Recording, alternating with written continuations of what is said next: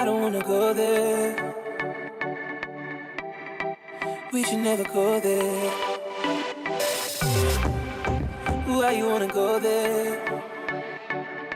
I guess I gotta go there. You're hearing rumors about me and you can't stomach the thought. So please, babe, so please don't judge me.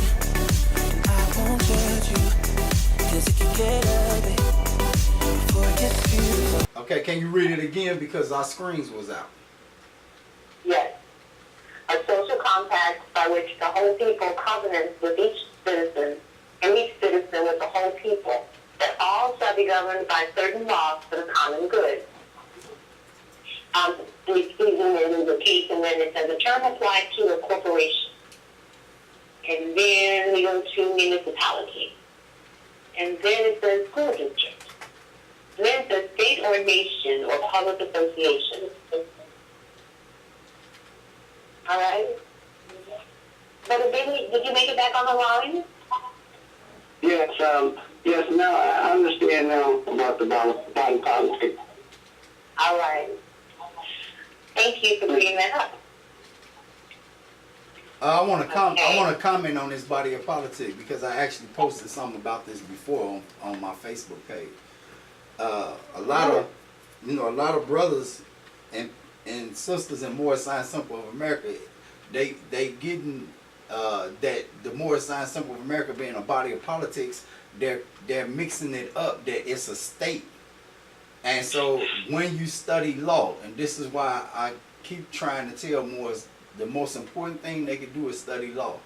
When you study law, you find out and learn that home rule, Morris Science Temple of America has home rule authority. Home rule authority applies to municipalities, okay? For some reason, when they read this definition of body of politics, they want to skip over the fact that the first thing that it says is a term applied to a corporation, period. Then the first thing it says is county, period. Then it goes into municipality, period. Okay? For some reason, they like to jump past those two and jump all the way down to the bottom where it comes back in and it says a state or nation or public association. Utah State Building Commission for use and benefit of mountain states supply company. Okay, so basically what they do is it's like selective reading. They try to make the Morris Science Temple what's been placed in their mind by the sheiks that it is, which the sheiks is teaching that it's a state. It's not a state. And so this causes a lot of confusion amongst the Morris Science Temple of America, because you have some people really believing that it's a state and that the actual Morris Science Temple of America itself is our state, not understanding that the people in the state are the same thing. So the people are the state, and it's impossible for the Morris Science Temple of America to actually be us as a nation of people, because the prophet is telling us that our flag is over 10,000 years old. The Morris Science Temple of America was formed and founded in the 1900s. So if the flag itself is a representation that we are a nation of people and the flag is over 10,000 years old, the Morris Science Temple of America is not our nationality and it is not our state. And Morris have to start thinking with common sense and not nonsense and get that understanding. They're supposed to be following the footsteps of the prophet, and they have to begin to understand that the prophet was working in the time he was in and for in the future now. And so they have to learn to separate when he was working for the people back then and when he was setting things in motion for the future, for now. Islam, I yield the floor. Very good. That's that was a great breakdown. Because, when you look at that word, it does kind of lead you in that direction, and I can see why they would have that selective reading, because some things took the point of what they want, and others don't for the stick around it. Okay. I didn't mean to cut you off. I'm sorry, sister, but no, go ahead, please. The screen is off again. The screen is off? No, it's back up again. Oh, see when I switch over to a particular document. So let's just make sure. Can you see this document now? It says HBSD Yes, 1101. I can see it. I can, yes. Okay, great. There's a little bit of static coming off of your phone, but all right. So we're going to read into the definitions here, and if anyone wants to volunteer reading it, please feel free to be my guest. I know people want to read. Islam, I'll read it. The term national means a person on permanent allegiance to a state. Okay, that's clause 21 of the Aliens and Immigration Act. Okay, and this is what I'm trying to tell Moors and anybody that's saying or claiming that they are Moorish American, that you are not a true Moorish American until you have proclaimed your allegiance and your nationality to a state. Because the state is the only one that can confer nationality upon anybody. The Moorish Sign Simple American Divine Constitution and Bylaws, Noble Drew Ali saying Act 6 that we are teaching our people their nationality and their divine creed so that they may know that they are not Negro, colored, black, or African American. He did not say that Moorish Sign Simple of America was conferring any nationality upon anyone. Okay? So, as we go further into this document and what we're presenting, you will begin to see that Noble Drew Ali then comes back and tell you how to do just that. So I don't want to jump ahead. But the next term, clause 22 says the term national of the United States means a citizen of the United States or a person who though not a citizen of the United States owes permanent allegiance to the United States. It's a reason why in the Dred Scott case they said that people of African descent could never be United States citizens, and the reason was because we have a peace treaty with the United States. We are actually the allies and in a partnership with the United States government. We just have let our government fold, and we rolled over up under the government of the Europeans on their side of the alliance between the two nations. Okay, and because we did that, it's why we in the condition that we in now.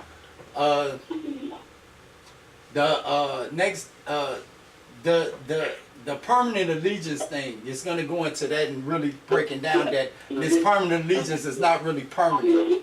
Okay, somebody need to mute their phone. I think they're getting background noise. We want to make sure that this recording is clear. Okay.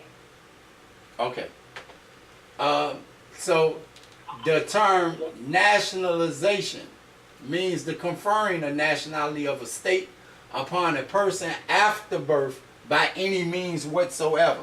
This is what the United States did when they passed the 14th Amendment. What they did was conferred a nationality of a state on so-called Negro, colored, black, and African American people because they had not had their own state and had not formed themselves back into an independent nation state. And therefore, the United States government had to create a citizenship for the Negro, colored, black, and African American people in America. Okay? So they secured with the 14th Amendment, the First Amendment through the 8th Amendment of the United States Constitution for them, 13, 14, and 15. They also let the states know that they had to treat these Negro, colored, black, and African American people the same way they treat their citizens under their state constitution, letting you know once again that you are not a real true citizen of the state, as well as you're not an actual true citizen of the United States Constitution, because it's impossible for you to be such.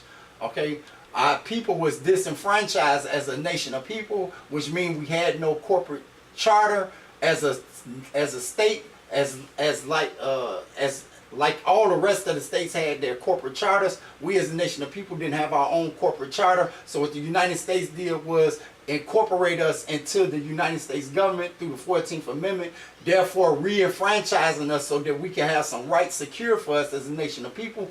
But the problem was we have allegiance not only to the state in which we reside in, but also to the United States government, to the federal government.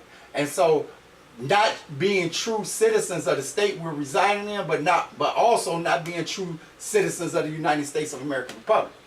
I mean, to the United States, okay, because it is a corporate entity.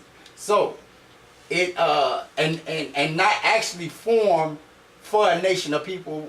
The United States Constitution is not formed by the people for the people. Okay, the United States Constitution we have now is a constitution for the corporate United States federal government, and the purpose of the United States federal government Constitution is to mediate between whatever goes on in this country between the different state corporations, the different states, the different nations of people.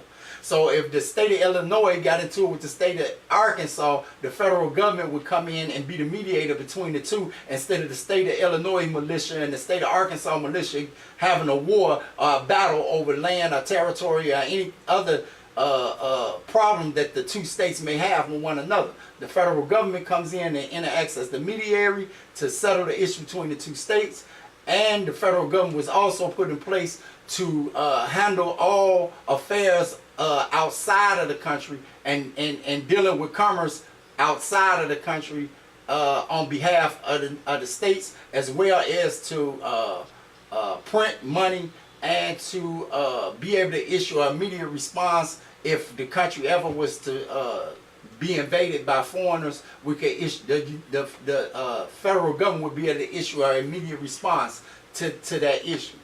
Okay, so next is the term refugee. So can we have a moment if someone has any questions or comments on what you just read so far? Does anyone? All right, John, Brother Kennedy, you have the floor. Okay, next, the term refugee means A, any person who is outside any country of such person's nationality. I'm going to read that part again real slow. The term refugee means A, any person who is outside any country of such person's nationality. This is everybody that's claiming to be Moorish Americans that think that they live in the temple and that the temple is their state. The temple cannot be a country. That's not what it is. So this definition in Aliens and Immigration is making this clear. If you're living outside of your country, okay, and outside of that person, that person is living outside of his nationality. In the case of a person having no nationality, is outside any country in which such person last habitually resided, and who is unable or unwilling to return to, and is unable or unwilling to avail himself or herself of the protection of that country because of persecution, or a well-founded fear of persecution on account of race, religion, nationality, membership in a particular social group or political opinion. Or B, in such special circumstances as the President, after appropriate consultation, as defined in Section 1157E of this title, may specify any person who is within the country of such person's nationality, or in the case of a person having no nationality, within the country in which such person is habitually residing, and who is persecuted, or who has a well-founded fear of persecution on account of race, religion, nationality, membership in a particular social group or political opinion. Okay, I want to stop right there. That is very important and very direct information that Moors need to pay attention to. I'm going to read that again. Listen closely. Any person who is within the country of such person's nationality, or in the case of a person having no nationality, within the country in which such person is habitually residing, and who is persecuted, or who has a well-founded fear of persecution on account of race, religion, nationality, membership in a particular social group or political opinion. What was going on in the 60s in this country? Our people didn't have no nationality, correct? They also was being what? Persecuted in the States, right? They wasn't getting fair trials in the States. They were being persecuted. And they had to be protected. The United States government came in and did what? Protected these people. From who? From the states. Why? Because of their nationality, not because of their religion, but because of their race, right? Okay, so this is breaking it down because they were part of what? A particular social group.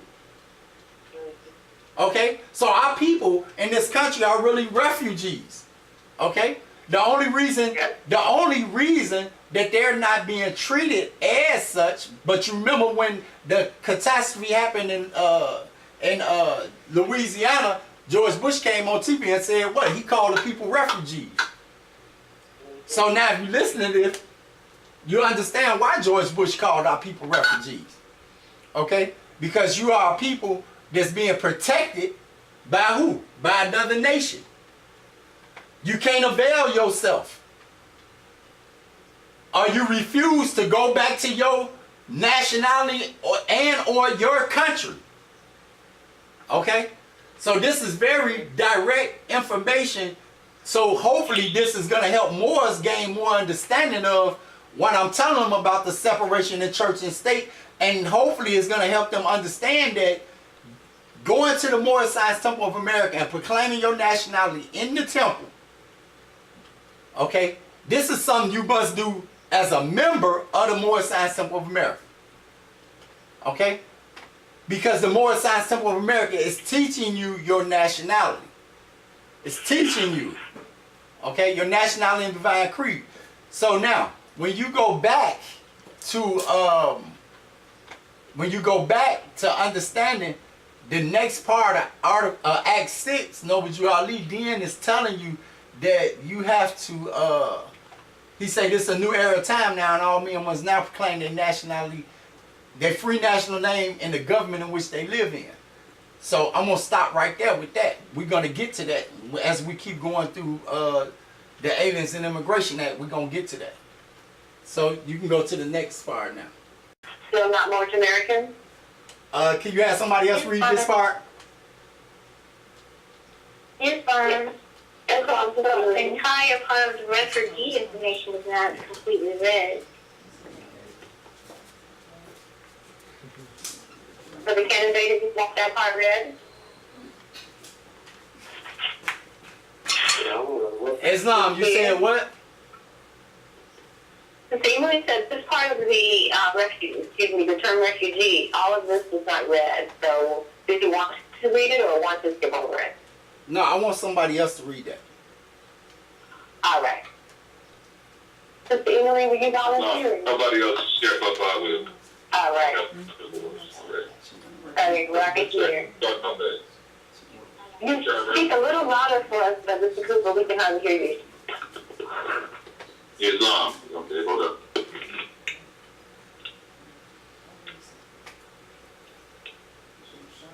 Test, is that better? That's a little better. I think it's clear. All right. The term refugee does not include any person who ordered, incited, assisted, or otherwise participated in the persecution of any person on account of race, religion, nationality, membership in a particular social group, or political opinion. For purposes of determinations under this chapter, a person who has been forced to abort a pregnancy or to undergo involuntary sterilization, or who has been persecuted for failure or refusal to undergo such a procedure, or for other resistance to a coercive population control program, shall be deemed to have been persecuted on account of political opinion, and a person who has a well-founded fear that he or she will be forced to undergo such procedure or subject to persecution for such failure, refusal, or resistance shall be deemed to have a well-founded fear of persecution on account of political opinion. All right. Anyone have any comments or questions on this section? I do. It's fine. It's on. Now, this part that was just read, it's saying the term refugee. But what has happened in the past and continues to happen is that because a person doesn't know that they are stateless and they're a refugee, they don't understand that when they go and sign up for some of the programs, the services that one may sign up for, especially the women, that they will be subjugated to forced sterilization, especially those women who are incarcerated. So these are the things that are not outwardly, spoken of when, a woman of childbearing age goes to prison, or she's in one of the, programs that are under a guise of, family plan, and they're forced to take birth control pills or such. They use the situation of saying, if you don't do this, then we can't give you this. There's always, you have to do something, perform something that may not be okay with you to get a service of some kind. If you're on the outside and in prison, a lot of the individuals who have been forcibly sterilized, or even, say for instance, individuals that are in their country but because of war conditions, unrest, the invading individuals will come in and start to sterilize the women, and they don't know why this is happening. This is an explanation of the nationality of someone who has lost their nationality or is stateless. An idea. Great point. All right. If you have been muted, you can easily take yourself out of mute if you need to speak, and you can press *6. There was just a little bit of background noise. I wanted to make sure that we had a clear understanding of what the person was saying. All right. Any more questions or comments on this section 42? For the term refugee? No. This is a really good point being made with this document. Islam. Yes, Islam. Islam. There is a question I have. Can you go back to the top of that, Sister Clona? Sure. Question I want to have to address to the president is that I got an understanding of nationality, but I want to make sure that when we're looking at that first one, that means any person who is outside any country of such person's nationality. I want to stop right there. Mr. President, does that mean that also these people that have come over here and invaded our country, doesn't that make them a refugee too as well? Because it doesn't matter if their bloodline is over here now and they're born over here, and they still carry that bloodline over here, because the invaders does not negate the fact that they are still and would be refugees in and on our land, outside of our original nation. They're outside of their home nation, so wouldn't they be refugees as well? I yield the floor. Islam, no, they wouldn't be. Your nationality follows you wherever you go. You carry your nationality with you when you're a true national citizen.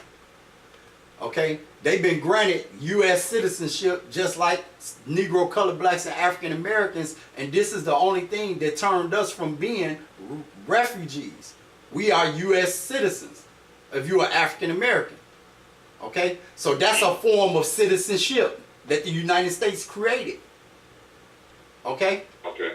To allow immigrants to come to this country, they can't come to this country and become Americans. They don't give American citizenship. They give U.S. citizenship. It's a difference. Okay? They're naturalizing U.S. citizens. And so a lot of Moors are out here telling people that they got to naturalize, they got to take the oath of amnesty and reconstruction. All that stuff is incorrect. It's wrong. Why would our people have to take an oath of amnesty and reconstruction when we fought with the United States against the South? That's not for our people. If we fought with the United States against the South, then guess what? Then we would have been committing an act of treason if we would have fought with the South against the United States, because we have a peace treaty with the United States that we would never take an enemy side against the United States.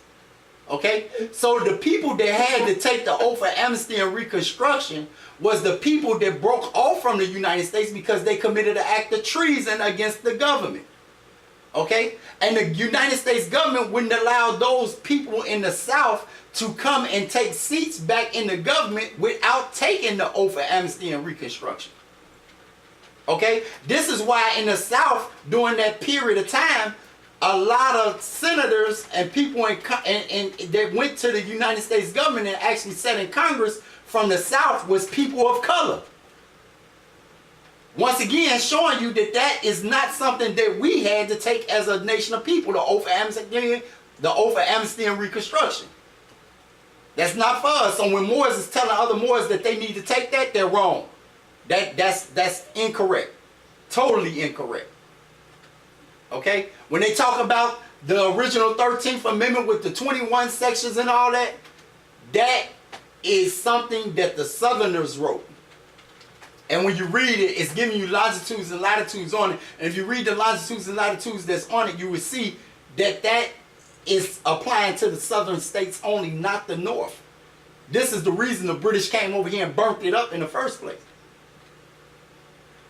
Besides the point, the British is in the country acting as the trustees and fiduciaries for the indigenous aboriginal people here in the land. They're protecting our land from who? From the immigrants that they're allowing to come to our land. This is what this civil war that's getting ready to go on is about. These people is immigrants that then came to our country. They forgot that this land don't belong to them. They really think that their ancestors conquered and took this land from us, the aboriginal people, and it's not true. That history is not true. And it's because they have not been taught the true, correct history is why they ready and armed to the teeth, ready to fight the United States about the land here, not understanding that they had a treaty and that they was allowed to immigrate here. That our ancestors and the European ancestors at that time entered into a treaty agreement and allowed these people to come here, and that we as Moorish American people helped fight to freedom from England. We helped fight to free the 13 colonies from England. We helped fight for their freedom from England. But it's only applied to the people in the original 13 colonies. It does not apply to all the other immigrants that just came here and went and moved and lived wherever. It don't apply to their descendants. It only applies to the descendants of the original people in the original 13 colonies. They have their freedom. The rest of the people that came over and went and moved in any territory and lived in any place they wanted to live in America, they don't have their true freedom. They're still subjects of the Queen of England. And they don't understand that. They are still subjects under the Queen of England. Okay? So when people begin to learn the real history, and this is what we're supposed to be doing as Moors, is educating these people so that they don't lose their life. Fighting for something where they think that they're right and they're wrong. So once you open their eyes to truth, then we can clear the air, and then they won't be trying to fight for something that they know is not theirs, and they will remain peaceful inhabitants here in America. And we as the true de jure government of people whose land it really is will allow them to continue to live here amongst us. But if they violent and they striking out against the very government that we in allegiance to and that we have this treaty with, if they strike out against them, the same thing gonna happen to them that happened to the South before. This is why Noble Drew Ali is saying there's gonna be blood in the street up to a horse's brow. These grand sheiks in these temples supposed to be out here telling these European people and all other races and nations of people that's here in America, they're supposed to be propagating the fate of Ali in America, let them know. Look, don't try it. Don't do it. The prophet said, this is going to be a breakfast fight. You're going to be able to go to bed, wake up, it's going to be over. He said they're going to drop bombs on this country that's going to fall no further than his shoe size apart. These people don't know that. I don't care how many guns they got, how many bullets they done made for the last 100, 200 years. They gotta listen to these statements that the prophet made, and we supposed to be conveying these oral statements and teaching these people. The prophet say they gonna be built down bells, the church bells trying to make bullets. They mean they gonna run out of ammunition. All this ammunition they think they got enough to fight the United States. They got to pay attention. Don't they see the UN coming in? You're gonna try to fight multi-nations for some land that don't belong to you. They have to understand the land is being reclaimed. It's going through a period of reclamations, getting ready to turn everything back over to the original people who land it was before it got colonized. Our people don't understand. A lot of Moors don't really truly understand what's going on. But we as Moorish Americans, and being members of the Moorish Science Temple of America and being missionaries, we supposed to be out here trying to teach these European people so they don't lose their life. It's the uplifting of fallen humanity. They have to understand what you're doing goes against the law. That's not how it goes. Y'all gonna lose y'all life trying to fight over a land that don't truly belong to you. You understand what I'm saying? So they're operating right now because guess what? Yeah, the United States is trying to take all the guns and weapons from the people. Yeah, they are. But guess why? Because they allowed these people to come here. They gave them United States citizenship. They allowed them to buy and purchase guns and weapons. And guess what? They can't leave them here in your land being a peaceful people with all these weapons. And they have not been letting you as a nation of people arm yourself to the T like they've been letting them do. But our religion is the religion of peace. So, you know, people have to pay attention to these movies they put out. The movie The Predator is showing you this. If you are a peaceful individual, you don't carry no weapon, the Predator will grab you, he'll scan you, he'll check you out, and if you don't show any signs that you are a predator, he'll release you. But if you got any traces or any signs that you are a predator, that you will hunt down other people, that you will fight, that you will kill, guess what he do? He hunts you down and kills you. People need to pay attention. The predator got locks. He got locks. He part of the Aboriginal people. And the United States government, the National Guard, as well as the military of the United States, Abraham said it in the Emancipation Proclamation, when these people seek their actual freedom, the military, the Navy, the military of the United States will, and the executive branch will pass no act or acts to stop these people and seeking their actual freedom, but will protect such individuals as they seek their actual freedom. We as Moorish American people are seeking our actual freedom now. And the United States government is moving in place because they see that we done woke up and we're doing what? Proclaiming our nationality. They know it ain't long if you're proclaiming your nationality. It's not long now before you start asking for your land back. So Moors nationwide need to understand that. I'm going to yield the floor because I could go on that issue for about probably 3 or 4 hours. So I'm going to yield the floor on that. Islam. On to the next. Islam, President. Great answer. Thank you. yes. And I'm glad you brought that up about the oath of amnesty and reconstruction because one of the brothers and I were talking on the line yesterday where he had a question about that. He said it just didn't feel right. It didn't sound like he was understanding what it was that he would be taking an oath to, and it's exactly what you just described. So then he translated this down way better than I ever could.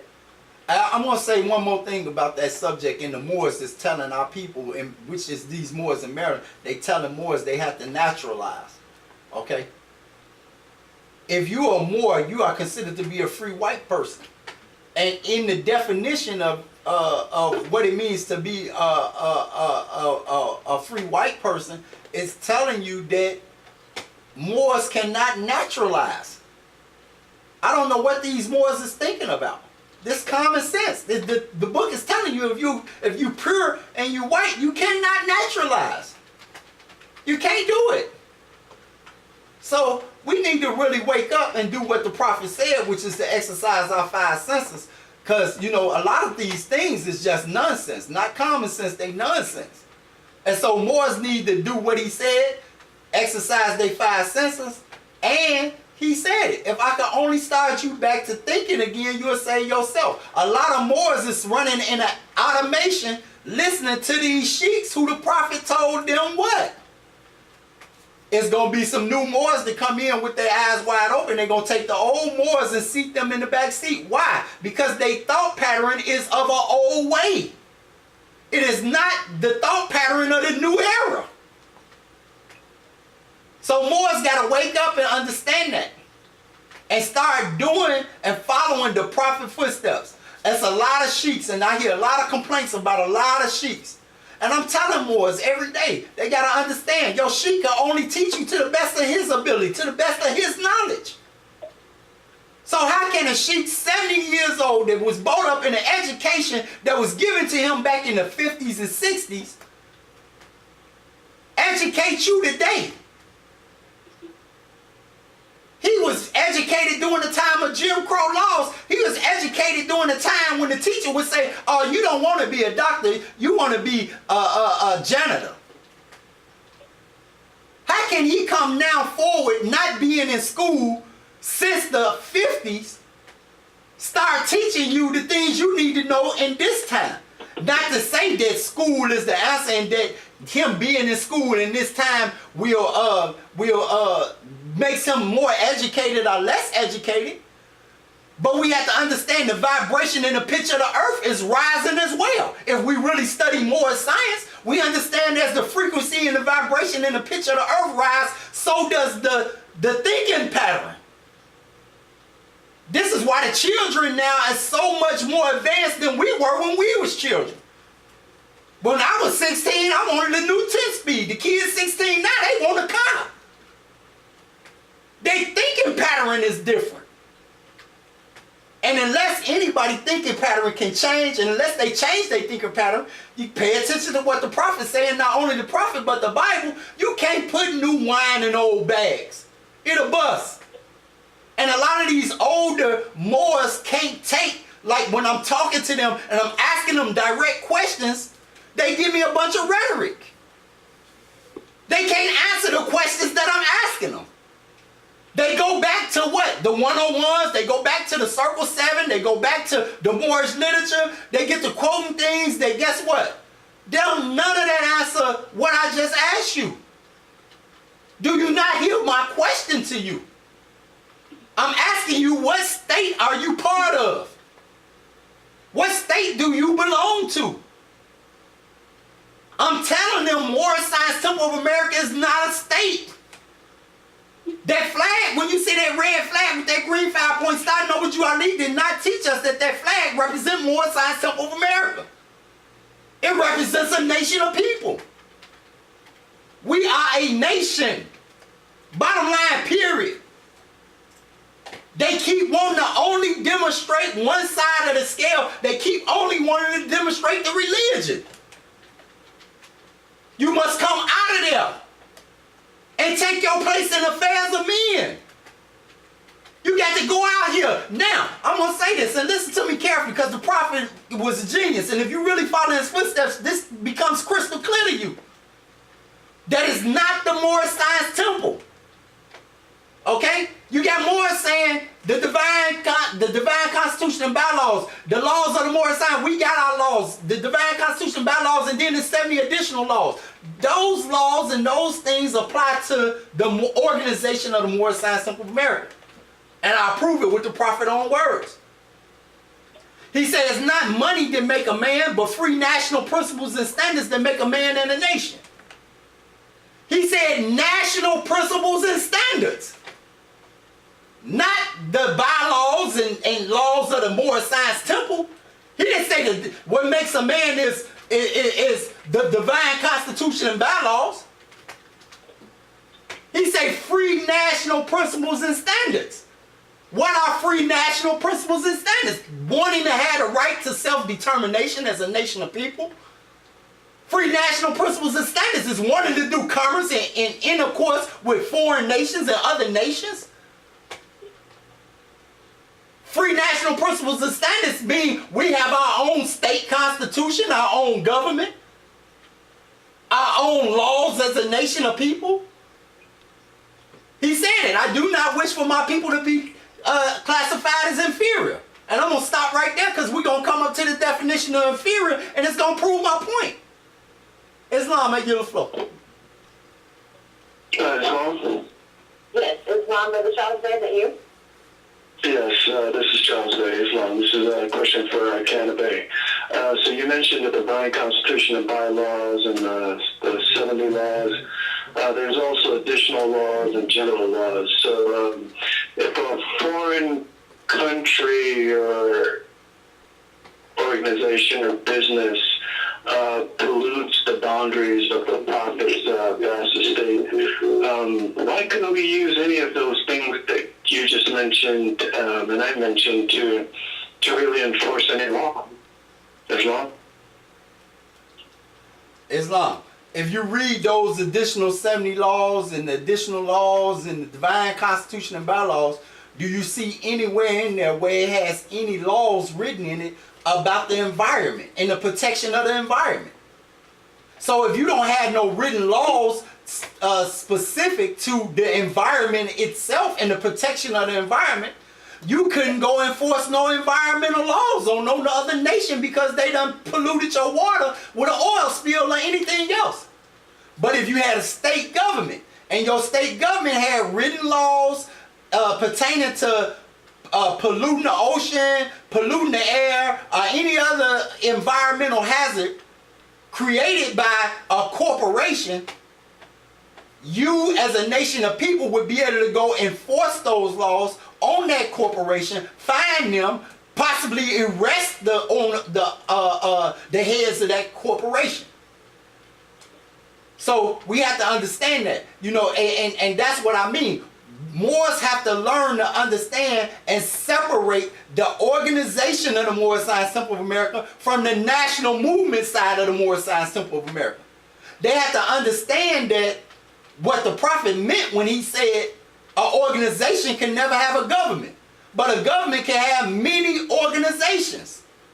Okay? So now, when you start going back in history and you look at some of the Moorish literature, the Moorish newspaper that they put out back then, Noble Drew Ali was actually telling our people to vote for somebody in the election. And he even made the statement that this person would best suit the needs of our community. So if the Moorish Science Temple of America itself was the actual government, why would he tell you to vote for somebody that's sitting in the state government and he says that they can best deal with the issues that's best for us as a body of people? Okay? He's still separating you now. He's still separating now the laws of the temple from what? The laws of the state. Because if the laws in the temple was your laws, it wouldn't be no need to put somebody in Congress to best look after your interests as a nation of people as far as passing laws in the state. Islam, I give the floor. Islam, doesn't hear you have the floor. Yeah, I don't know if Bill Kellenberry want to reveal who we might vote for, but who do you think would be the right person to vote for on the election day? You talking about the election they get ready to have now? Yeah. You wouldn't vote for nobody. In the United States Constitution, it says if you're a voter, you are a criminal. That's written in the United States Constitution. A lot of people don't understand how things work. If we are citizens of the state of Illinois, our citizens place a vote in our state for what? Two representatives, or however many state representatives that we get to send to Congress. Okay? Those representatives that we voted for within our state goes to Congress and they vote. They place a vote on who they think should be president. Okay? The second we, as citizens, start voting, we're now in violation of the United States Constitution and is considered to be criminals. But us being Moorish Americans and who have pledged their allegiance to the United States of American Republic, which is our state government, we wouldn't place a vote in their election. We could care less who they put in office to run the corporation of the United States. We have our own state government, separate from their government. And the person that we elect in our state government that goes to Congress, he would go there and sit there in Congress and he would never put any input in and nothing that they're doing in their governments in Congress. Unless they start talking about us as a nation of people. Then he comes in and he lays down whatever he has to say about what they're talking about dealing with our people. Other than that, he's just there, looking out for our interests as a nation of people. He just sits in Congress. Long as they ain't talking about nothing that affect us as a nation of people, he has nothing to say. Islam? Islam. So the Henry Kobe, did you respond? Yeah. Okay, you got it. All right, good. Yeah. Do you give the floor? I really do. Okay. Anyone else? Question, comment? Before we move on to the next part? No? Islam, I just got a question. What was the main topic? This Andre Akinwale. Islam or the Andre Akinwale? We're always talking about why we need our own government. So that's kind of a loose topic that we cover every Wednesday. And particularly today we're talking about nationality. So we're screen sharing on a document that has various codes in it from the Immigration Act first, so the candidate put together. And so he's trying to show through, you know, the ones that we went through, such as which are national of the United States, naturalization, refugee, and such. So that's what we've covered so far. And we do have a visual on the recording, so you'll be able to see it and hear it on playback. Okay, but that's a simple answer to that question. The U.S. government ain't going to look out for us. So we got to create our own government to look out for us. Islam. The United States government been looking out for you since forever. The United States government is who sent the National Guards down there and told the governor of Georgia, you can stand in front of that door if you want. Let me see what you're going to do with this tank. The National Guard is our military being the national citizens. Okay? See, Moors got to get the right understanding, and they got to start teaching our people, these African Americans, so they don't mess around and go join these sovereign citizen movements and get themselves killed. Listening to the nonsense that these people is telling them. Like the war is against the United States government. It is not. It is not. In every government, you're going to have good people and you're going to have bad people. Within the United States government, you have a rogue government. And guess what? Those good people that's in the United States government, they're fighting that rogue government every day. And we're doing our part every day by doing what we're doing.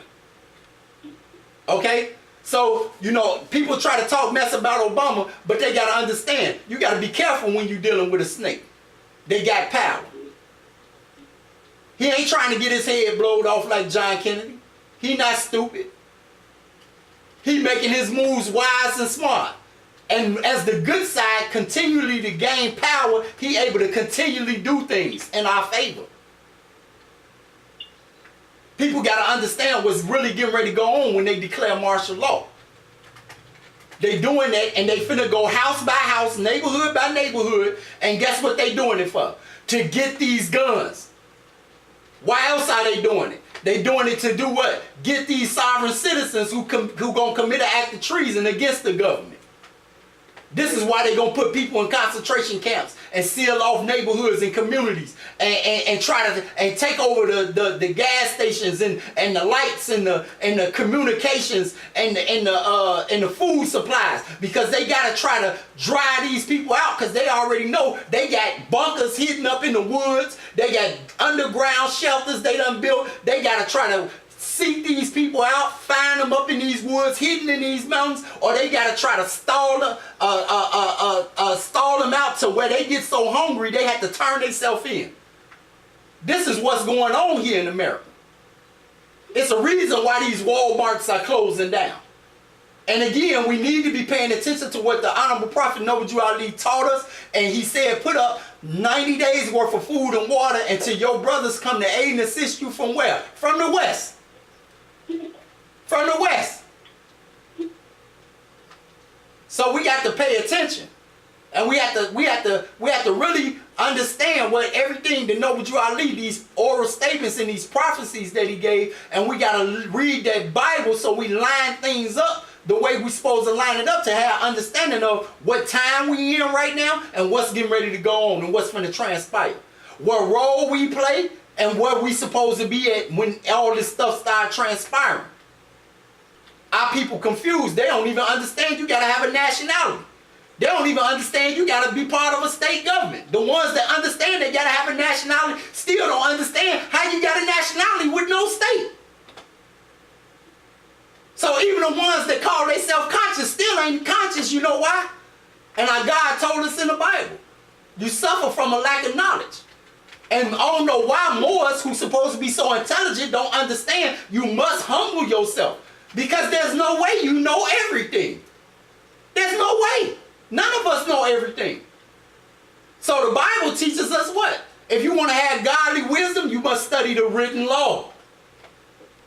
I don't see how any more want to even entertain the notion that they want to battle me when it comes to what I'm talking about. If I don't care how much law they done study.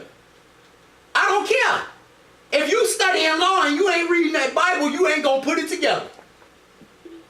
If you ain't reading that Quran, you ain't going to put it together. You're not going to put it together. Now, some words like Sharif Arnil Bey, some things he say in his lecture, I agree with 100%. But guess what? He's teaching from his perspective.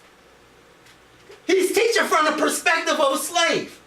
Because he's not free yet. And I hear it when he teaching. And why do I hear it? Because I'm free.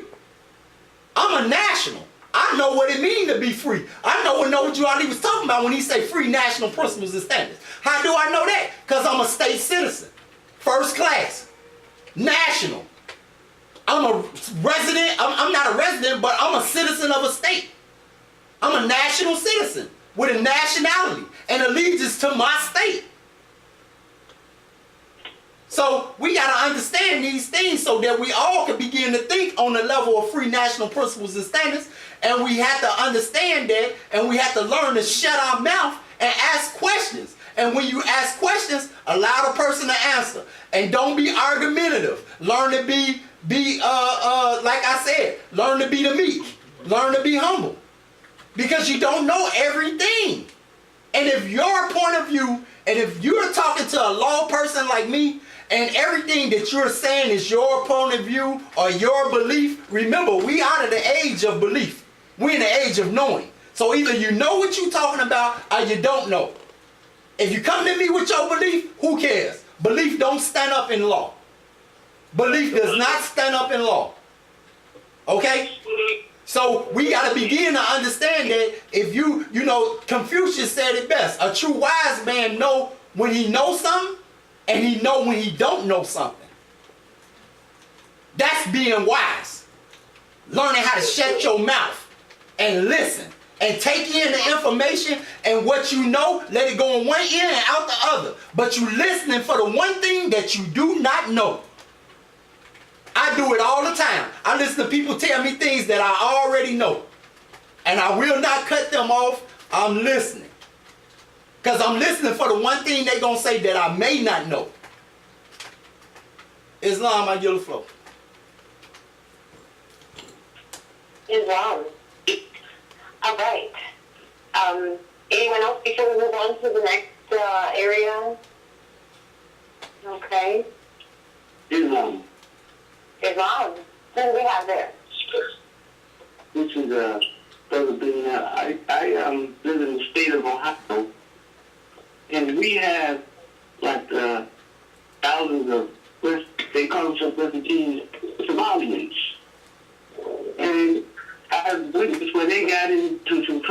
when they call up some guy that represents them, and I don't know if it's all over, but some of them don't go to jail. They have a person who comes and take them and deal with them. That some of them don't go to the courthouses and stuff. And I want to know why and how they do this. Islam. Can you speak up a little bit? Islam, I'll speak up. All right, there you go. If you were listening closely to what the president was just saying, when you have a nationality, you have what's called embedded protections, okay? Because if you still, your nationality follows wherever you go. Somali people have a nationality, they have a flag, they have a state that they belong to. Even though they came over here, every person normally in this country has what's called a duality. So they still have their nationality, their citizenship of the state in which they came from, or the sending state, by the Vienna Convention. So when they have issues or problem, if you're in this country, you can still call what's called the not the U.S. Embassy, but they have embassies or consular posts of that nation that they can call, and they bypass the United States Inc. government because they still have a government that they can go to. So if it's in New York or Washington, D.C., you can call up the consulate or you can call up that embassy of that specific nation, and they can say, hey, I'm having an issue or a problem here in the United States, in the borders of that corporation, United States Inc., and they can get it. They bypass all their courts and everything unless they've committed what's called murder or treason within the confounds of the corporation of the United States Inc., the United States, anywhere in here. So they would be liable to that. But even at that would still have to be vetted because that nation has certain what they call treaties, agreements with the United States corporation. So they have to treat that national of that nation a particular way, a different way than they would somebody like a Negro, black, or colored, or African American, or Indian person, because they are stateless and they do not belong to any nation state. That is the reason why. So you've got people over here that have dual nationality already. A lot of them have also working consulates and embassies that they can call upon when they get in trouble. That's why you don't see a lot of them getting in trouble in this country. You don't hear a lot about that. Go and ask a Chinese or Japanese or any of them. You don't want to hear about it. Because anytime you touch one of them, there is a deterrent that is inherently built in that having a nationality, that in having a nation, belonging to a nation state. You can call upon your nation that has a flag, that has a culture, that has a government that will step in and say, hey, you're messing with my national, my citizen. And they will take care of business with the United States of, not the United States of America, but the United States Inc. So I hope I answered your question. It's a very simple thing, but most of them that are over here, all they have to do is call them up. That's why you don't get a lot of headaches like that. Because they have them on our land right here. They have assistance that they can get. And they bypass all their court systems. Even if they bring them in there, they still have to vet that. And they go through a thing of the United States State Department through the Council of Posts. And there's agreements on how to handle a national of another nation state between the United States and that nation. That's why they bypass everything. You only don't see these folks in there. They can put that every day. And these nationals that come over here know this information. That's why they can get on a phone call, make a call, and do what they're doing. That's why the president has set up this government so that we can make a phone call like that, sir. So that if we have a problem with these constables on the streets now, we call up our government. And we say, hey, they're mistreating us. And they don't call the State Department of the United States and deal with them the same way. They go and pull up your national out of these states. You're foreign to the United States Inc. and the United States. You're foreign to them. But you're a national of your nation state. So you have rights. You have inherent rights. You go by your constitution, your state government, your state laws. All those things apply to you. And to my brother Harry Poubet, this is exactly the reason why we we don't vote for the United States and then people are not going to be in your best interest is because you're in a total different jurisdiction, number one. Number two, you have a government and a state government, a national setup that is set up for you right now. Your government and everything is running right now. And all we need is people in it to help us to run it, do what we need to do for the people and by the people. You see? So I hope I answered your question, brother. I give the floor. Yes, that brought to light. Now I understand. I now understand what the president was saying about having our own. With that demonstration, Islam, I yield the floor. Islam. Mr. President, I hope I didn't. I'm sorry, Sister Kalana. If I overstepped anything and didn't explain it correctly right there, please step in and clean me up wherever I missed anything. I yield the floor. Always that caveat in there. I know you did great, I think. How about you, Kennedy? Don't you think he did an excellent job in ministry? Beautiful job. Beautiful. And see, that's part, the more our people study and the more they practice being free national citizens, the more they will begin to understand, and that will aid and assist when they out in the public. They understand that they're national, and so when they interacting with these other governments, these other police and other people out here, they would know how to carry themselves, and they would even know how to talk to these people, where these people will recognize that, okay, well, you ain't no slave, you ain't no African American, not the way you talking, because what he hear is free national principles and standards, and he will know that you actually understand the law. So that was beautiful, Scuba. And I'm gonna tell you this, brother. The Supreme Court acts of state. It says, no sovereign state government citizen shall sit in judgment over another sovereign government state citizen. So this is very clear in simple language. And so this is why I keep trying to tell people our brothers and sisters in the Moorish Science Temple of America, that they got to understand that the temple is not the state.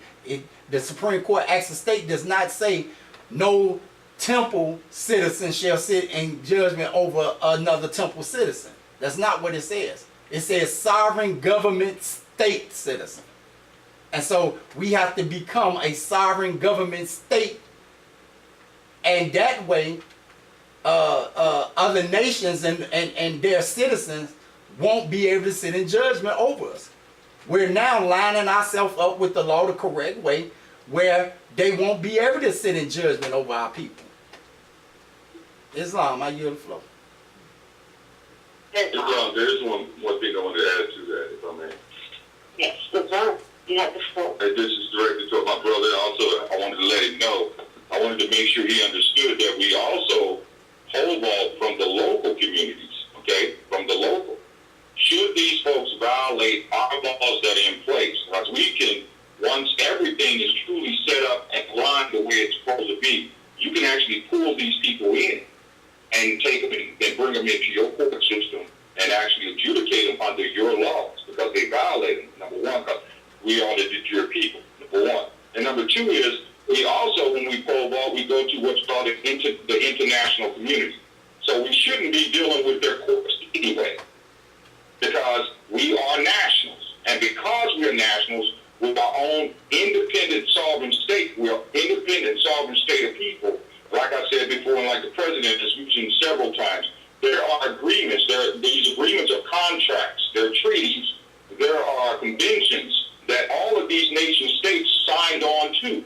And because they are signed on to these things, they are bound by international law to adhere to these treaties and these contracts. The only difference is that a slave cannot enforce any type of anything if he's not in his proper status.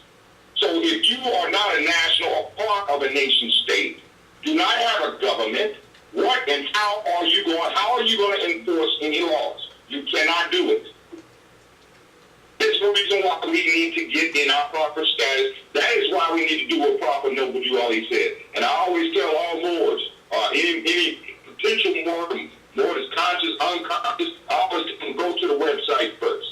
At least get a minimum understanding of what is being said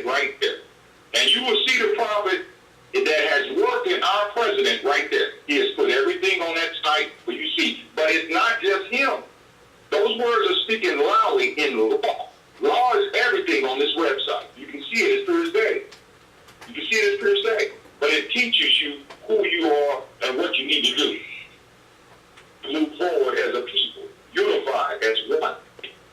And then you will be able to enforce all laws that that a people that is a part of a nation state, and that is a sovereign state can do. They can enforce those laws then.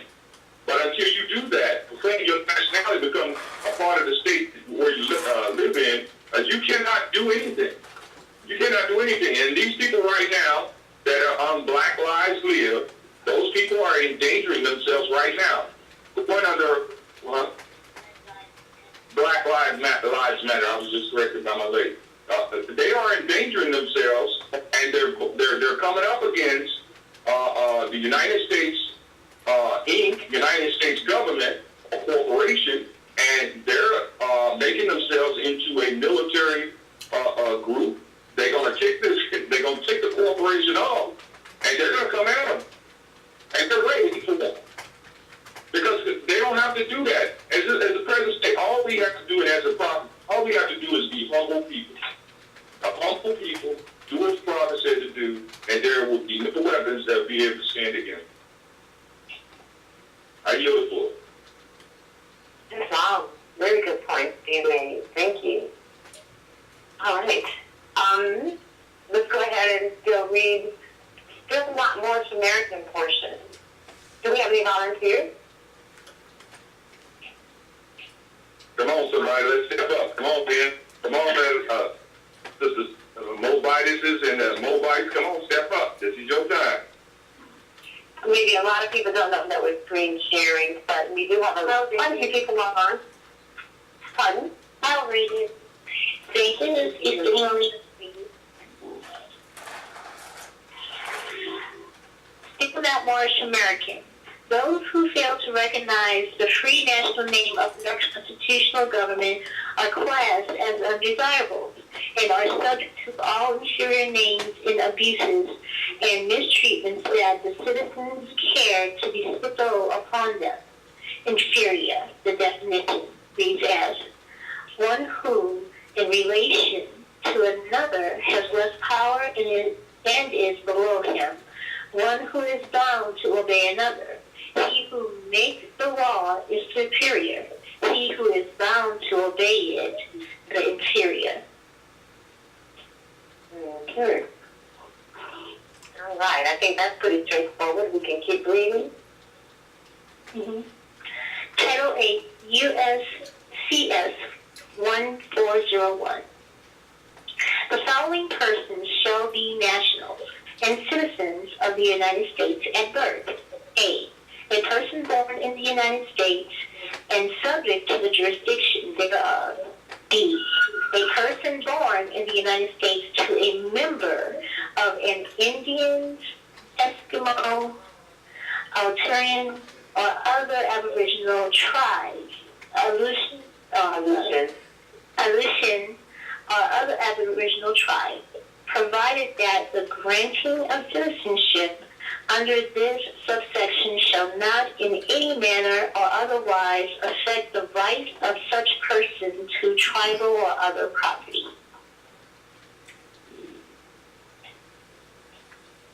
And reading the example might help explain it. Yes, example. This is what is defined as an African American or American Indian. This is who the 14th Amendment was written for, to establish a citizenship for these people in America, subject to the jurisdiction of the United States. It made them a citizen of the United States and the state wherein they reside. Does anyone have any comments? Oh, yes. Does it hear it today? Yeah. Break that down to me. Boy, that sounds exciting. Yeah.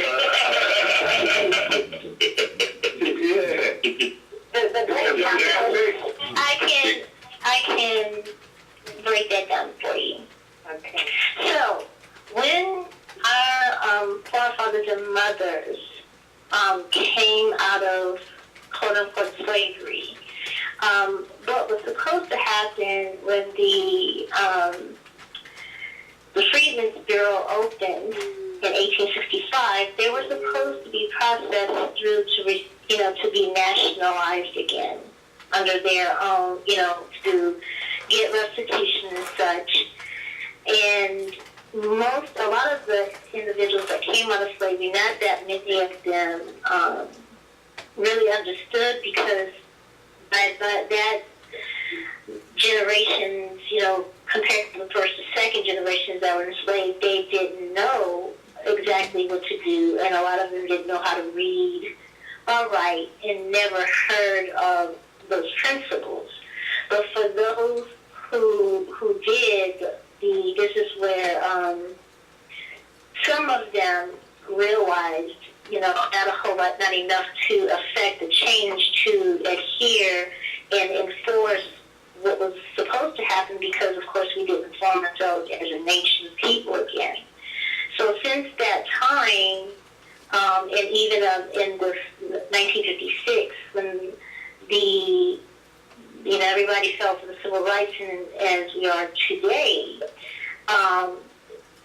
since the individuals did not align themselves, some of them, created their own little communities as such, and some of them also intermixed with some of the Native Americans, not understanding that even as a Native American, they're aligned under the government.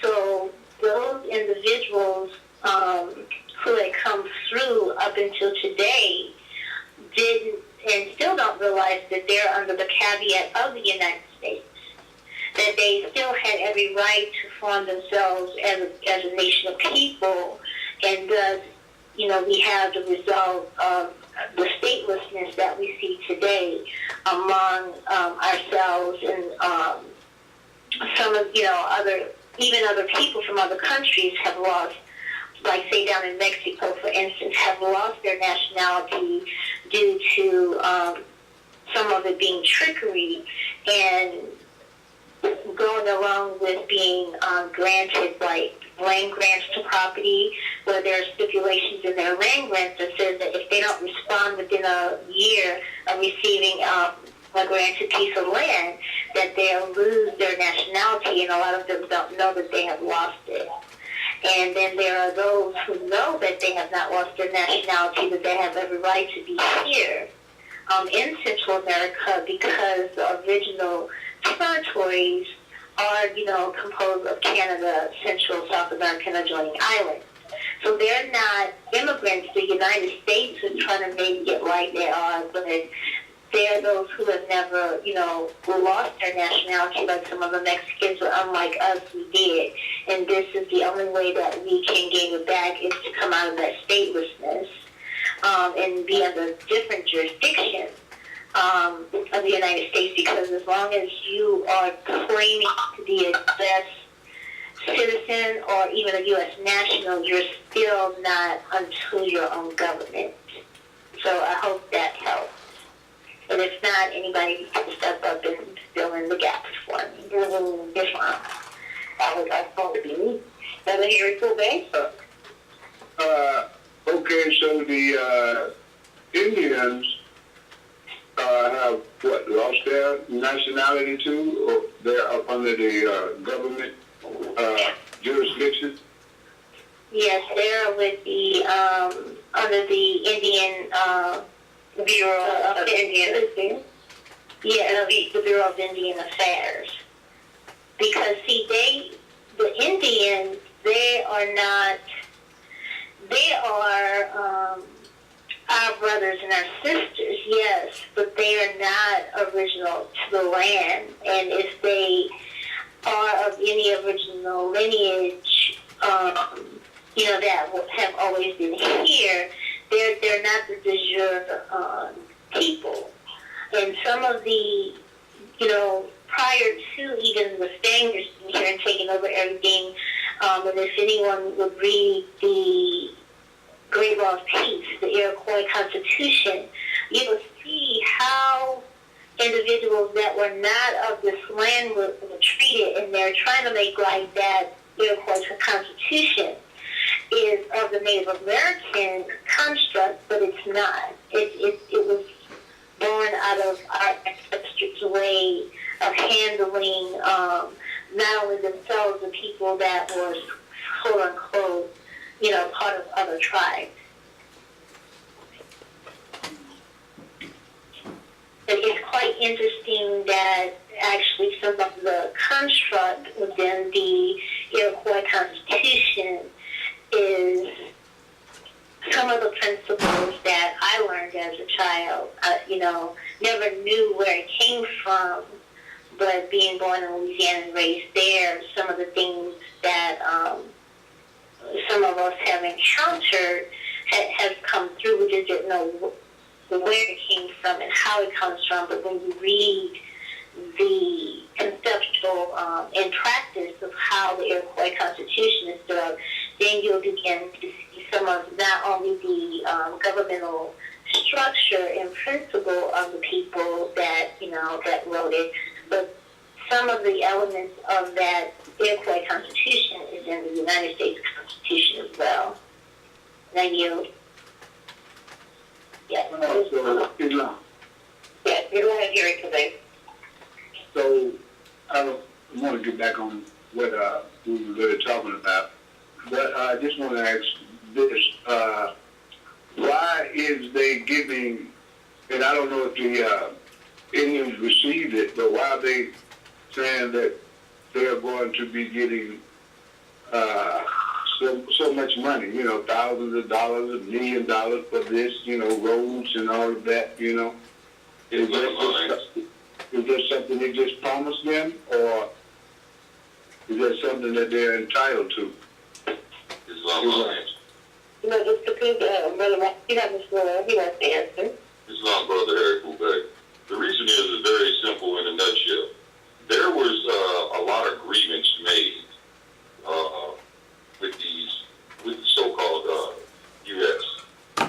With certain factions of what's called Indians today, and they were done in what we call in law treaties. Again, they made contracts with these folks, and they did it to where they gave them portions of land on our own land. They gave them that, and to this day, those laws those treaties that they made allowed them to stay on a piece or a parcel of land, and then within that land, the laws that they make, because you can go on any site and look up one of the nations and look at their setup, and you will see it's set up as a nation. They have all their driver's license and all these things, but in the confounds of that portion of that reservation that they made these laws up. So they made agreements with them. Again, everything is usually, when you talk about dealings with nation states and people on this planet, whether they're indigenous or not, or in the form of contracts. And they have made a contract or treaties with these folks that they are to have this parcel of land. You leave me alone. You can't come on our property unless you have the federal government, because like the president said again, if there's any issues between the states and the reservations or anything like that, disputes, you have the federal government stepping in to solve these disputes. That's why a lot of times you can't get regular cops to go on a reservation. You have to have a marshal or somebody of that magnitude to go on that reservation, either to pull somebody off, to have a conversation with somebody. But if you just readily can't do that because they have a contract or treaty with, say, the United States corporation. But when they put the people on there at the end of time, and that time was called the Trail of Tears. They put these people on there. I was raised 11 years in Oklahoma, and I know where these tribes are, right there where they ended up at. The majority of the tribes of the so-called Central America is in Oklahoma, the territory of Oklahoma. And, you go down there when they have their powwows, and you could really, truly learn a lot. And you're going to see people down there darker at midnight down there, olive-skinned people. You're not going to believe that when you see these chiefs full headdress. When we used to go as children, we would see them. But I don't want to get too far out there, Harry Poupé. The reason why we have what's called the 14th Amendment, like the president said, it's conferred on us to bring us in. They took the people out of the wilderness, per se, to bring them in under the guise or deception, to make them what's called a citizen or a residing citizen within the United States. They're caring for their resident citizen while they're in it under Title 8 USC 1401. Okay? These are people that they take care of. This is the people that it refers to. So remember, when you're talking about that birth certificate, the ward of the state, giving over that child from abandonment, that child comes in, right? That child becomes a part under the 14th Amendment. It's a deception, but that's where it goes. They're brought in, they're taken in, they're treated as a resident of their resident citizen in their own doggone land. And this is the reason why the president says they can come down and protect those so-called refugees, because they're still a resident citizen. It's where you reside at. You reside in the United States corporation right now. You really don't truly reside in yours because it hasn't set up until now. You don't reside anywhere right now, really, as a person that they're referring to in this Title 8 USC CS 1401 in jurisdiction as it is said right there. So I yield the floor. I hope I answered your question. Islam, this Cannon Bay. Islam. I came in because Brother Sakuba said it's a deception. And I want to clear that up right now because, see, that's the problem that we have, like, in the society now. People is viewing certain law as though the federal government or the state governments have deceived them of something and that they created some type of deception. The 14th Amendment is not a deception at all. It is very clear language in the 14th Amendment. And people keep saying that the 14th Amendment turned them into corporations. It did not turn you into a corporation. The 14th Amendment is written for natural beings only. Natural beings. Okay? It wasn't until later on, once they had a Supreme Court case and some lawyers got smart and told the judge in the Supreme Court case that these that corporations was persons too. Before that Supreme Court case, which might have had 2 or 3 years later after the passing of the 14th Amendment, it was not applying to corporations, period. It was written for natural beings. Okay? So they wasn't deceiving or trying to trick our people or none of that. And we got to stop saying that. What they did was pass some valid law to protect our people. And you must remember this. We were not the only people in slavery. You had Europeans that were slaves then. And you watch that last movie, Lincoln, that they made, they showing you this. The guy ended up saying, he said, we ain't going to get this law passed if it's only about the blacks. Because they was only going to pass the law for Negroes. He said, no, we got to make this for everybody. We got to make this about law. We got to make it about the law, and that the law apply to everybody equally, the same. This is the only way we're going to get this bill passed. This is what happened in the movie. They showing you when they was trying to pass this, the passing of the 13th Amendment. They wouldn't even been able to get it passed. Because if it was passed just for the Negroes, you still would have had a lot of Europeans that still would have been in slavery right here in this country. So we have to understand that 14th Amendment is no trickery.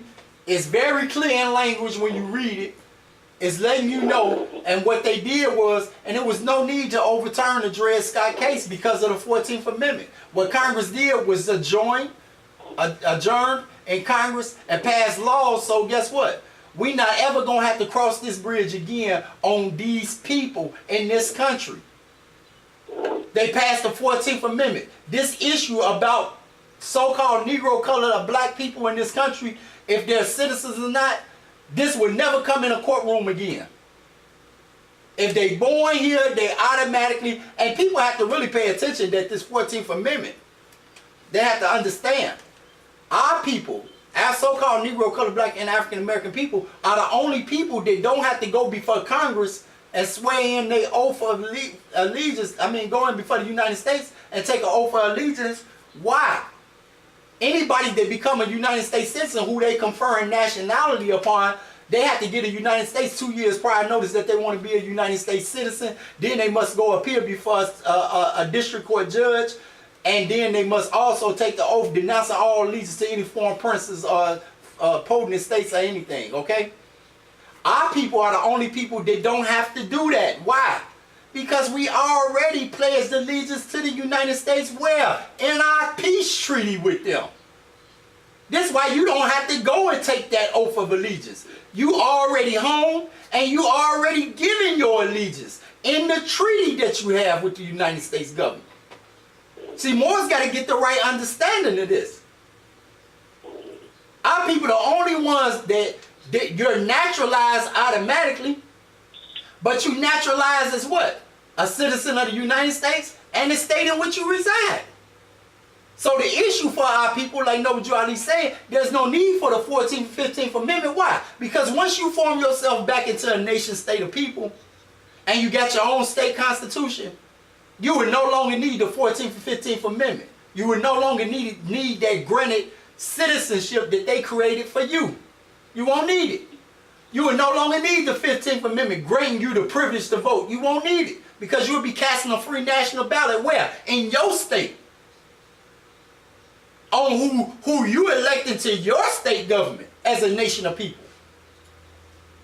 We have to really pay attention. In Illinois, don't they have elections here in Illinois that the United States government ain't got nothing to do with? Yeah, every state do. Don't the state got their own legislative body and legislative government? Yeah. Ain't the governor of the state just like the president of the United States, but the president of the state? Yeah. So what you don't get in this equation that you're not doing to live up to the free national principles of the United States Constitution that's written for free national citizens. The United States Constitution is what? It's a contract between the United States federal government and the states. And the states. It's not a contract between the United States government and the temples. That's not what it is. And the United States Constitution, I hate to bust people's bubble, but the United States Constitution does not grant anybody, any citizen, the right to bear arms. That is a bold-faced lie that they've been promoting and pushing, and that is not the true meaning in the United States Constitution when it said the people shall have the right to bear arms. That's not what it's talking about. When it says the people is who? The state. The state got the right to bear arms. And to maintain a militia, the state, the federal constitution is a contract between the states and the United States federal government. So now, I'm going to show you how it worked because we had a case in Illinois. And the city of Chicago was denying people the right to keep a firearm in their house, a handgun. They said you can have a rifle or a shotgun, but you can't have no handgun. But in the suburban areas, the different municipalities in the suburban areas was allowing the citizens to keep a firearm, a handgun. Now the Illinois State Constitution says that it gives the citizens the right to bear arms. This is where the citizens derive their power and authority to be able to bear arms. It's from the state constitution, not the federal government's constitution. So I'm going to show you how this works. Real simple. If Illinois passed right now through legislation and put in their state constitution that the citizens of the state of Illinois cannot bear arms, guess what? Every citizen in the state of Illinois can no longer bear arms. I don't care what the United States Constitution say. Okay? The states is sovereign.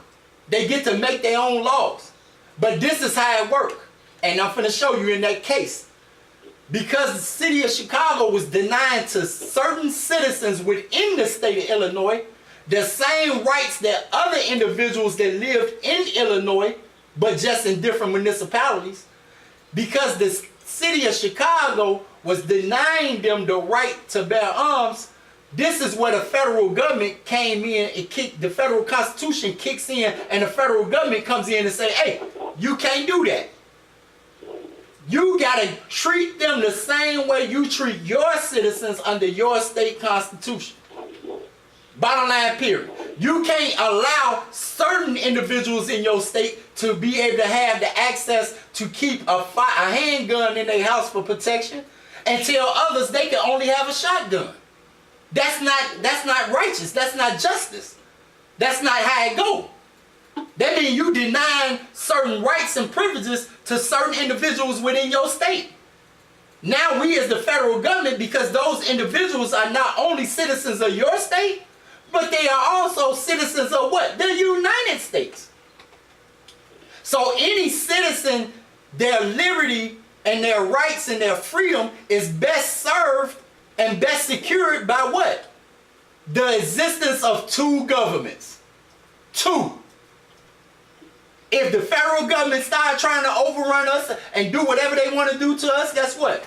Your state government's supposed to step up and protect you from the United States. If the states start trying to overrun you and do whatever they want to do to you, guess what? The federal government comes in and protects you from the state. Our freedoms and our liberty is best served to us by having two governments. And in the Moorish Science Temple of America, it operates the same way. Okay? In fact, it works even better. Because we actually got what? 3 governments. We got a theocratic government that sits in the Moorish Science Temple of America. We got the United States of America Republic government, which is our state government. And we still align ourselves with what? The federal government's constitution. We still line up with that. Our constitution do not run counterclockwise or contradict the United States Constitution. It's in alignment with it. Perfect alignment with it. You have the right to reside in the state in which you have the right to be a citizen in the state in which you reside in. And to be treated under that state's constitution as you would be treated as all other citizens under that state constitution. So what have you been waiting on as a nation of people to get this law down pat, do everything you're supposed to do, come together as a nation, and then create this state, which we have done, and your people go and start living under it. Now I'm going to tell you, you're going to have a lot of people out here trying to create states and trying to say that they a government, okay? They can create a government, but they can't create no state. Because see, if they create a government, then where your flag at? What state are you part of? You can't create no state that don't align with what Noble Drew Ali done already redeemed and created. He bought back what? The United States of America Republic is the government that he bought back for us to reside in. So the only thing we're doing now is finishing off what the prophet set in motion. In this new era of time now, why? It's exactly the exact reason why we're doing it now. He told us. You're dealing with a more ingenious citizen now. We are more ingenious citizens than those Moors that was back in the 50s and 40s and 60s and 70s. Why are we a more ingenious citizen now? Because you're now in the age of Aquarius, which is the age of knowledge, the age of enlightenment. You got the internet now. So if it's certain things, anybody that don't understand nationality and that they must proclaim their nationality is somebody that just don't want to know. Islam, I yield the floor. Islam, that was incorrect. The city of Chicago and a lot of suburban areas denied people the ownership of handguns in their area, including Evanston. I followed the case because I am a state licensed firearms instructor. It was the U.S. Supreme Court that ruled the case that came out of Chicago that the Second Amendment does apply to the people. It didn't apply to the state. It applied to the people. And that's how the state of Illinois ended up passing the conceal and carry law in the state of Illinois. Islam. Islam. Incorrect. Islam. It does apply to the people. Islam. It does not. And I got the case. It's a Supreme Court case. I got the case. And in the actual case, they're telling you that the United States Constitution does not guarantee the individual citizen the right to bear arms. And when you further read up on states, then you will find this out. That each citizen in that state gives up certain rights to be protected by the state itself, by the militia of the state, which is your police and your law enforcement. Okay? Now, I got the case. I give it to you, brother. Now I'm quoting Supreme Court. Who you quoting? Christian. The Supreme Court. What Supreme Court? Do you have the case and did you read the entire case? Yes. You got the opinions of The it? Supreme Court ruled that applied to the people. The people is the statement, right? Listen. That spoke out for the Gary. Listen. I'm one of the ones that went out to these different meetings on that. Listen. Yes, that applies to the people. Listen. The people is the state. The people is the state. It's not talking about individual citizens. It does not give you the right to bear arms. Now listen to me close. I'm gonna prove it to you right now. Listen. Because they ain't gonna sit up and say, excuse me, if that, you gotta deal with the nature of who you're dealing with, brother. Why would they give it to the people, which is the state? They're not gonna put it up there that theory of a law in the hands of the people to give them power. Islam. Listen. This is real simple.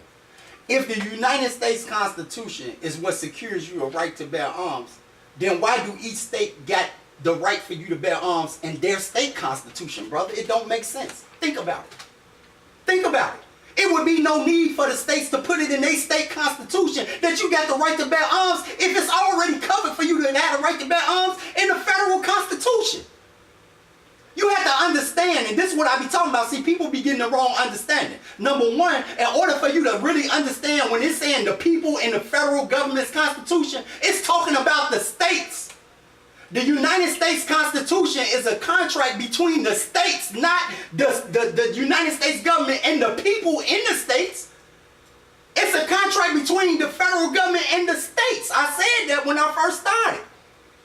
Now I got the case here, and I'm going to give it to you. And I'm going to highlight those sections in there so you can see it. And in fact, I'm going to pull it out so the next week when we have a meeting, I'm going to show you wrong. And I'm going to show you with the case because I'm going to scan it and we're going to put it on the screen. So you get your case and you scan your copy of your case, scan it, highlight the sections you're talking about, what you're saying is saying that the people got the right, and we're going to put that up as well. Islam?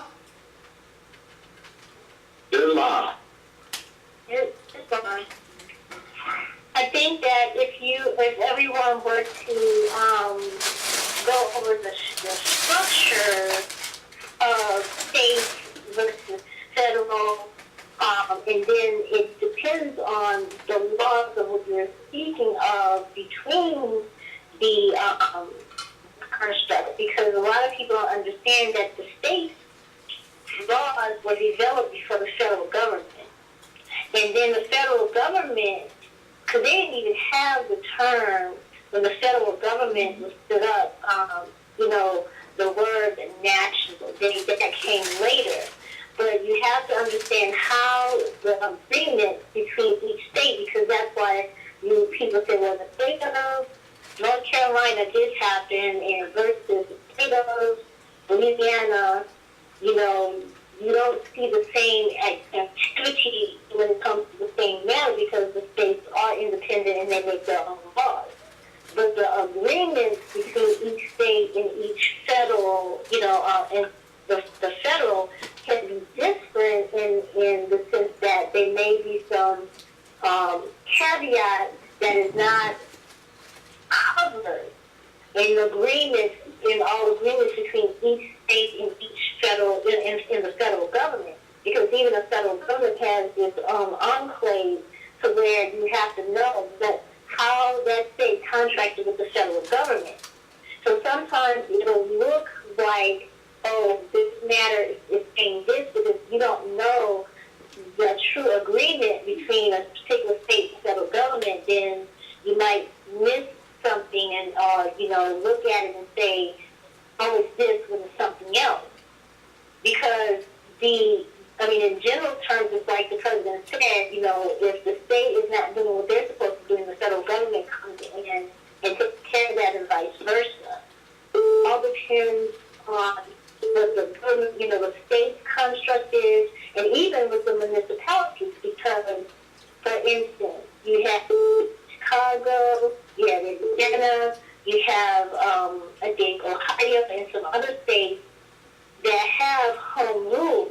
But in each state, the home rule looks differently because it all depends on what was voted on by the people as to what the municipality is going to do concerning services, concerning easements of land. It's different. So it all depends on the construct of all of that, even when you come down to the, the state government structure versus the federal. And I know that might take a little bit of reading to kind of get adjusted to understand state by state this is different, but there's some caveats that may not be accounted for when you're looking at the laws of the particular state and the agreement that was made with the federal government. And I yield. Islam, you know what? I'm glad you used that, what you just said. Islam, because this is a great conversation. I appreciate everyone. If there aren't any last minute comments or questions, Islam. All right. I'm glad she used that analogy because I can show you again, like she said, dealing with the municipalities. Each of the municipalities have a certain amount of power to pass their own laws. But guess what? If that municipality law go against the state constitution, they get shut down in a heartbeat. They cannot pass no law in the municipalities that violate your rights secured for you under your state's constitution. They cannot do it. And this is the same token when you are a United States citizen and a citizen of the state in which you reside in. Okay? Now, all we got to do is go back to the 60s. The states, the federal government said black people got the right to vote. What was the states doing? How many jelly beans in a box of jelly beans? Oh, you can't vote then. That's wrong. You can't vote. Okay? So then what ended up happening? The federal government ended up coming in and doing what? Forcing the states to allow you to vote. Why? Because the 14th Amendment said they must treat you the same way they treat their citizens under their state constitution. That's why I told you that if the people in the state vote and they decide, well, we don't want to bear arms anymore, we want that taken out of our state constitution. Guess what? You can be living here in Illinois and they can lock you up for carrying a gun once they remove that out of their state constitution. And the second you get to hollering, well, the United States government give me the right to bear arms, you still going to jail. You know why? Because the United States Constitution does not, like I say, does not give the individual citizen the right to bear arms. It gives you the right to bear arms if your state constitution say you got the right to bear arms. Now the federal government would come in and protect your right to bear arms. If they try to say, well, if you black, you can't carry a gun, but we let Mexicans and Puerto Ricans and Europeans and everybody else carry. Now the federal government comes in and the Second Amendment will apply where they would come in and tell that state, you got to let them carry guns too. You can't do that. Islam, I yield the floor. Islam. Well, anyone else? Any last minute comments before we close out? Islam. Yes, Brother Rob. I want to go back to what the president said. First of all, I just want to say thank him for clearing up that port. I agree. It all started from the 14th Amendment, so I want to thank him for clearing that up, correcting me on something. So that's why we're here. We're here to learn and get it right. So I want to thank him for clearing that up. Islam, bro. Islam. They has a very interesting view, which is all based in law. A lot of us who have learned and tripped over trying to understand certain constitutions, laws, statutes, whatever. For me personally, I have to say that through all the people that I've been with, I've never had anyone break it down to me the way that and breaking it down, and it's helped me to understand the structure of government, the structure of law, much better than I ever did. And it's making me research a lot harder. So yeah, hats off to you, Ken, and I appreciate you. Islam? Islam. Yeah, this is Charles, but I'd also like to recognize Cannon Bay for the outstanding work that he's doing with the law. And he's not a bad artist either.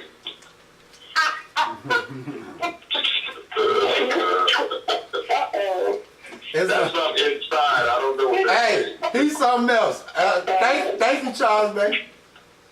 Thank you, and thank you too, Sister Colonna. And I just want to tell everybody, you know, the whole key to understanding these states and the United States government is to just remember that these constitutions are contracts. So make sure you study contract law, because the whole foundation of everything from a treaty to a constitution is contract. So once you understand who the contract is between, then you can start understanding what's going on. If you don't understand who the parties to the contract is, now you don't know what's going on, because you don't actually understand who are the parties of the contract, who has standing in these contracts. And so understanding that the federal government constitution is a contract with the state governments, not the people, the state governments. But always remember, the state is the people themselves. Okay? So we just have to remember that. And everything will fall in place and fall in line. Islam, I get the flow. Islam, brother. Then the question, not a question, then the reason why you said, I'm just asking a question, President, making a statement there, Mr. President. The reason why you said it's illegal for us to vote, because people gave the power to the representatives to represent them once they voted them in to office to represent them, from the people to the state to the federal government, because they make the laws at the state level. And once they make those state laws, they're representing the people that reside within that state. Is that not correct? Correct. Correct. 100% correct. And so So because therefore, from the state government to the federal government, when they make those laws, it's a check and balance between the state and the federal government. Is that not correct? correct. Correct. Yes, Are you Islam. Islam is the universe. So, is that equivalent to the electoral vote and not the votes of people when we send our representatives? Exactly. Exactly. So that's why they say that the vote of the electoral, the president has already really truly won. It's a formality to, count out the votes of the people, because if the vote, the election is already over with. Whoever won on the electoral votes, which means the representatives that represent the people of that state. That's correct? Correct. And I'm gonna say this. And those people that's voting in those electors, you have to understand that. Remember later on, at first they used to have what was called the popular vote. They started doing what's called a popular vote as well. The popular vote was the vote of the people, but the electoral vote is what the presidents need to win. Islam? Islam, I agree. Islam. Islam, before we end the call, I wanted to remind everybody today is July 20th, and that is the transition of our Prophet Muhammad Ali. Do not forget to give, divine prayer and to the work, the God's work, and a sacrifice for us as Moorish Americans, and as we move forward to act in time with His Spirit and the way He did things, as well as divine Creator in our years. Islam. Islam. Yes. Islam. Islam. The Prophet made his transformation in 1929, July 20th. Islam. So he was what, Cancer or what? Pardon? Was he a Cancer? Capricorn. He was born, he came, to the earth in January, the 8th day, 1886. or 89. And his ascending is today. And that says on the same January 8th, he ascended July the 20th, 1929. You have a, what they call a solar, and, descending and ascending day. So he ascended on this day in 1929. All right. Anyone else have any last moment question or any comments they'd like to make to this call? Okay.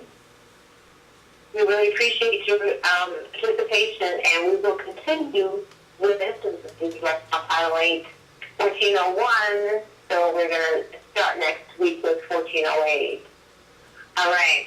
Thank you, everyone. Once again, thank you, Canada Bay. Thank you, everyone. Brother Zakuba, Sister Amy, Brother Harry Kube, Brother Charles, Brother Leslie Akinfeel, Sister Vinny, Brother Prince. If I'm forgetting anyone, forgive me, but these are all the ones that have spoke today.